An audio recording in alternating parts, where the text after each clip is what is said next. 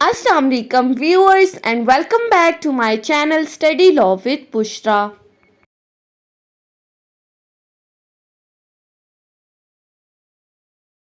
So we were discussing Contract Act 1872. We have discussed up till section 44. In this video we are going to discuss section 45 of Contract Act 1872.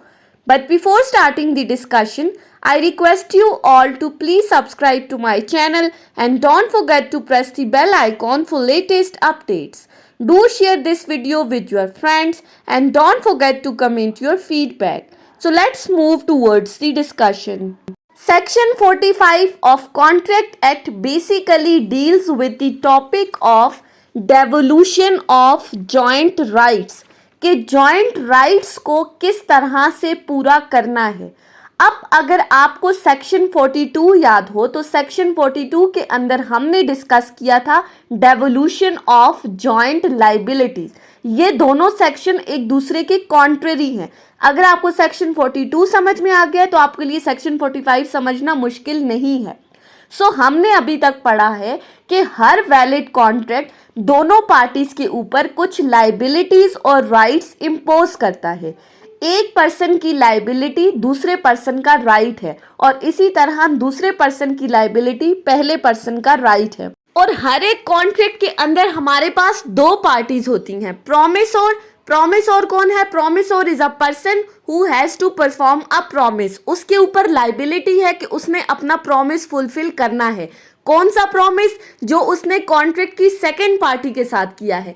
Second party in a contract is promisee, जिसका ये right है कि प्रोमिसोर उसके promise को पूरा करे, यानी कि एक की लाइबिलिटी दूसरे का राइट है. और सेक्शन 42 में हमने डिस्कस किया था डेवोल्यूशन ऑफ जॉइंट लाइबिलिटीज. वहां पर प्रोमिसोर की लाइबिलिटी थी.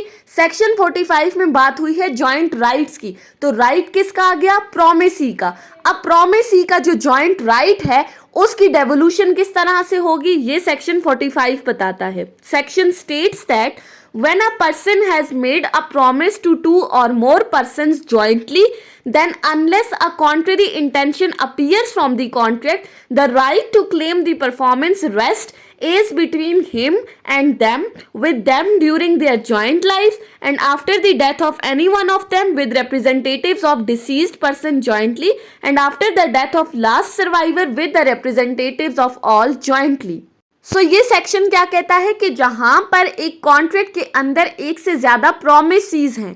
सेक्शन 42 में एक से ज्यादा प्रोमिसोर्स थे, प्रोमिसी एक ही था. इस सेक्शन के अंदर प्रोमिसोर एक है और एक से ज्यादा प्रोमिसीज हैं. जहां पर एक प्रोमिसोर ने एक से ज्यादा पर्सन्स के साथ कोई प्रॉमिस किया है, कोई कॉन्ट्रैक्ट किया है, यानी कि प्रोमिसोर एक पर्सन है जिसने प्रॉमिस किया है दो लोगों के साथ jointly. Promises are more than one. So the right to claim that performance rests between these two promises. अब हम इसको एक एग्जाम्पल से स्टडी करते हैं तो हमें इजीली समझ में आ जाएगा. फॉर एग्जाम्पल हमारे पास एक कॉन्ट्रैक्ट के अंदर तीन पार्टीज हैं, ए, बी और C. A is the promisor in this case and B and C are the promises.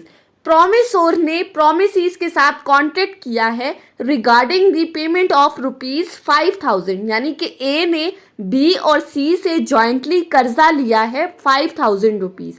अब ये जो कर्ज है ये ए ने जॉइंटली वापस करना है बी और सी को. अब बी और सी का ये राइट है कि ए अपनी लाइबिलिटी को पूरा करते हुए उनको ₹5000 वापस करे. ए ने प्रॉमिस किया था, लेट्स सपोज कि 1 अगस्त को उसने ₹5000 लिए और उनको कहा कि मैं 20 अगस्त को आपको ये ₹5000 रिटर्न कर दूंगा. अब ए की ये जिम्मेदारी है कि उसने उस फिक्स डेट को इन दोनों प्रॉमिसेस को ₹5000 रिटर्न करने हैं. अब लेट्स सपोज कि अगर तो जो प्रॉमिसेस हैं बी और सी उनमें से किसी एक पार्टी की डेथ हो जाती है, कोई एक प्रॉमिसी मर जाता है, फॉर एग्जाम्पल बी की डेथ हो गई, तो अब ऐसा नहीं है कि बी की डेथ के साथ ये कॉन्ट्रैक्ट खत्म हो जाएगा, बल्कि बी की डेथ के बाद जो बी के लीगल रिप्रेजेंटेटिव्स हैं वो इस प्रोमिसोर के साथ कॉन्ट्रैक्ट को पूरा करेंगे. यानी कि सी जो प्रोमिसी जिंदा है, बी जिसकी डेथ हो चुकी है, उसके लीगल रिप्रेजेंटेटिव्स मिलके ए से इस कॉन्ट्रैक्ट को इन्फोर्स कराएंगे और अगर तो लेट्स सपोज दोनों प्रोमिसेस की डेथ हो जाती है, तो दोनों प्रोमिसेस की डेथ के केस में भी कॉन्ट्रैक्ट खत्म नहीं होगा, बल्कि जो दोनों प्रोमिसेस हैं उनके जो लीगल रिप्रेजेंटेटिव्स हैं वो दोनों बाउंड हैं कि वो मिलके ए से जो प्रोमिसोर है उससे कॉन्ट्रैक्ट की इन्फोर्समेंट कराएंगे। सेक्शन 42 में हमने क्या चीज डिस्कस की थी? प्रोमिसोर्स की, कि प्रोमिसोर्स की डेथ में उनके लीगल रिप्रेजेंटेटिव्स कॉन्ट्रैक्ट को फुलफिल करेंगे। सेक्शन 45 कहता है कि अगर प्रोमिसेस की डेथ हो जाती है तो उनके लीगल रिप्रेजेंटेटिव्स मिलके इस प्रोमिसोर से कॉन्ट्रैक्ट को पूरा करवाएंगे, जॉइंट राइट्स को पूरा कराएंगे। अब इसी सेक्शन 45 के अंदर एक और बात लिखी गई है, unless a contrary intention appears from the contract। हम सेक्शन 37 से ये वर्ड सुनते हुए आ रहे हैं और इस वर्ड को हमने डिटेल में डिस्कस किया है कि कॉन्ट्ररी इंटेंशन से क्या मुराद है। हमारे पास हर सेक्शन के अंदर एक जनरल रूल बताया है और उस जनरल रूल के साथ उसकी एक एक्सेप्शन बताई है। ये जो लीगल रिप्रेजेंटेटिव्स वाला कॉन्सेप्ट है ये जनरल रूल में आता है कि प्रोमिसोर या प्रोमिसेस की डेथ हो गई तो उनके बिहाफ पे लीगल रिप्रेजेंटेटिव्स बाउंड है।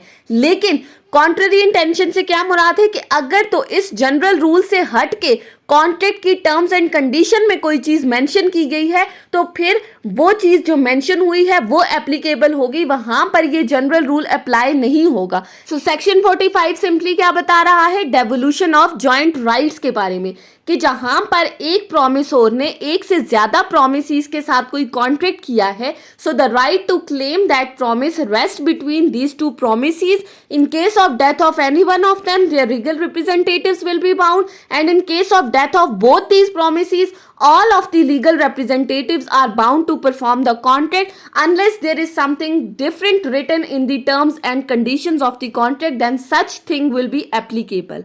So that was all about today's discussion। I hope कि आपको ये लेक्चर समझ में आया होगा। अगर आपने इस वीडियो को अटेंटिवली सुना है तो अगर आपको ये वीडियो अच्छी लगी है तो इस वीडियो को लाइक करें, कमेंट करें और चैनल को ज़रूर सब्सक्राइब करें। Thank you so much for watching this video. Till then अल्लाह हाफिज़।